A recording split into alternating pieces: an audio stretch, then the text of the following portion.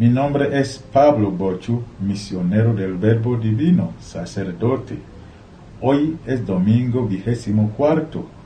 El Evangelio viene de Marcos 8, del 27 al 35. El momento en que Jesús llevó a sus discípulos a las aldeas de Cesarea de Filipo era un momento crítico en su vida.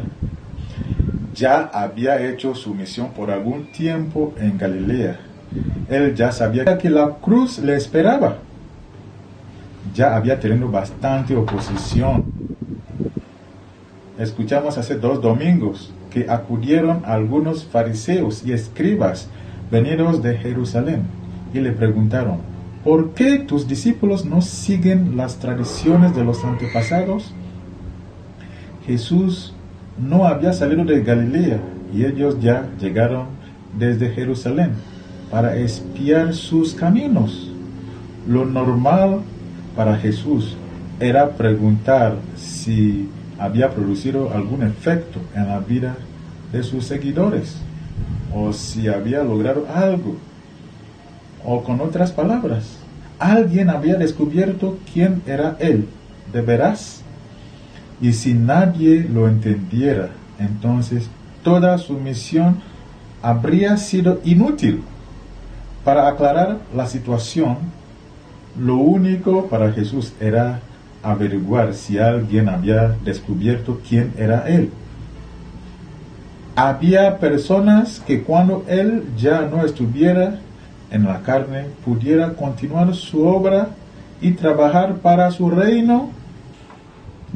Y Jesús llevó a sus discípulos a Cesarea de Filipo. ¿Por qué Cesarea de Filipo? Cesarea de Filipo era una ciudad pagana con muchos ídolos. ¿Y por qué Jesús no los llevó a un lugar como Jerusalén, que era el centro del judaísmo? Es como si Jesús se colocara al lado de los ídolos para que los discípulos vieran a él y los ídolos y así hacer su elección. Y por eso es sorprendente que fuera precisamente allí donde Pedro descubrió en el carpintero ambulante Galileo al Mesías. Entonces Jesús preguntó a sus discípulos qué se estaba diciendo acerca de él. Y le comunicaron los rumores, los chismes y los comentarios populares. Al decir que Jesús era Juan el Bautista, o Elías, o Jeremías, era dar a Jesús el elogio más grande que estaba en la mente del pueblo. Con Juan, el pueblo escuchó la voz de un profeta después de 400 años. Elías era considerado el príncipe de los profetas. Entonces, al decir que era Elías, quiere decir que lo consideraron grande, como el más grande de los profetas. Jeremías ocupó un lugar muy importante en la expectativa del pueblo.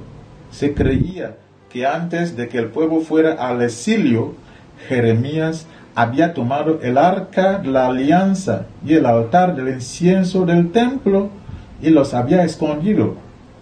Entonces, al decir que era Jeremías, el pueblo pensaba que Jesús iba a restablecer el culto antes de la llegada del Mesías. Pero Jesús es más grande que lo que pensaba la gente. Jesús se puso feliz al escuchar a Pedro. Por eso nosotros que reconocemos a Jesús como el Mesías y el Hijo de Dios, somos su orgullo. Pero no es suficiente saber que Jesús es el Mesías.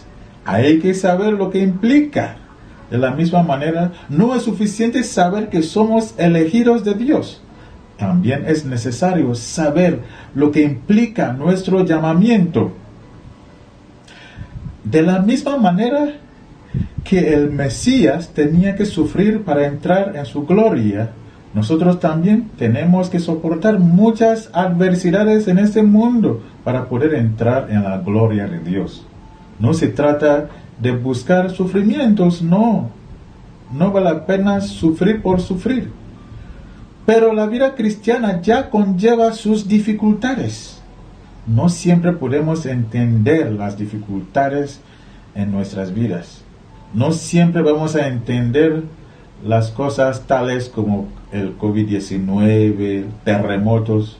El lunes pasado hubo un temblor fuerte en México y muchas otras dificultades.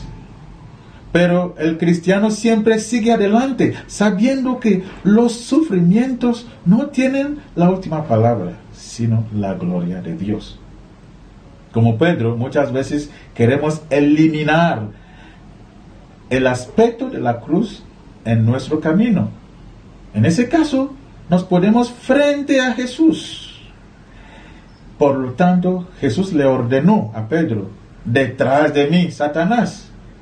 En otras palabras, detrás de mí, el tentador. Cada vez que queremos que se haga nuestra voluntad, nos convertimos en Satanás.